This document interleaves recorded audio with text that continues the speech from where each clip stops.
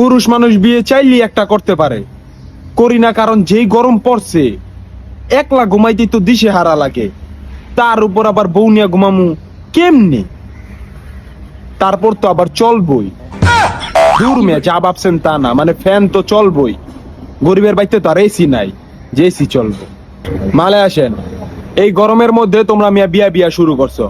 এই গরমের চোদনে শরীরের ঘাম শুকাইয়া আয়োডিন যুক্ত মোল্লা সল্ট হয়ে যাইতাছে, আর তোমরা আসো মিয়া বিয়া নিয়া।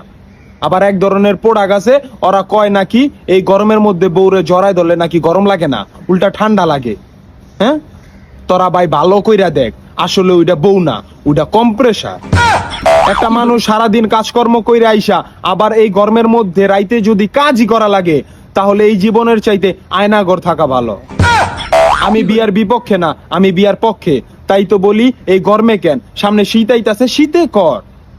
জীবনে অন্তত পক্ষে একবার বিয়া করা উচিত, আর টাকা পয়সা থাকলে একবার। সবচাইতে দুঃখের বিষয় হইলো বিয়ে করবি কর, শীতে কর নাইলে গরমে কর, এটা নিয়ে এত লাড়ালাড়ি করা লাগবো কেন? আমরা যে সিঙ্গেল, বউ নাই, গার্লফ্রেন্ড নাই, বান্ধবী নাই, কিন্তু আবেগ, অনুভূতি, শখ, আল্লাহ তো আমাদেরও আছে, বিয়ে তো আমাদেরও করতে মন চায়। বাড়িতে একটা জিনিস বোঝে না, তারা মনে করে যে তার ছেলে এখন তোরই বড়ই হয় নাই, আর এইদিকে বিয়ার চিন্তায় চিন্তায় দিন দিন শুকায় যাচ্ছি, তাদের কোনো হুশই নাই।